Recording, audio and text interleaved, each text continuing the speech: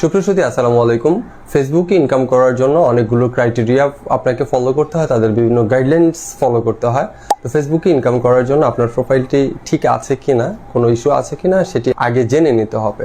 বিষয়টি আপনি কিভাবে চেক করে নেবেন চলুন দেখিয়ে দিচ্ছি। ইনফরমেটিভ ভিডিও পেতে সঙ্গেই থাকুন, শেয়ার করে আপনার টাইমলাইনে রেখে দিতে পারেন, পরবর্তীতে কাজে আসতে পারে।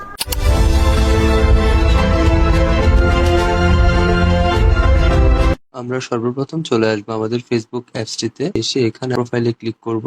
এমন একটি ইন্টারফেস চলে আসবে। হেল্পস এন্ড সাপোর্টে ক্লিক করব। পরে এখানে আপনারা দেখতে পাচ্ছেন সাপোর্ট, আমরা সাপোর্টে ক্লিক করব। এমন একটি ইন্টারফেস নিয়ে আসবে। সাপোর্ট ইনবক্স, আমরা এখানে ক্লিক করব। এখান থেকে দেখতে পাচ্ছেন রিপোর্ট অ্যাবাউট আদার্স। এখানে কোনো রিপোর্ট আপনার নামে এসেছে কিনা সেটি দেখতে পারবেন।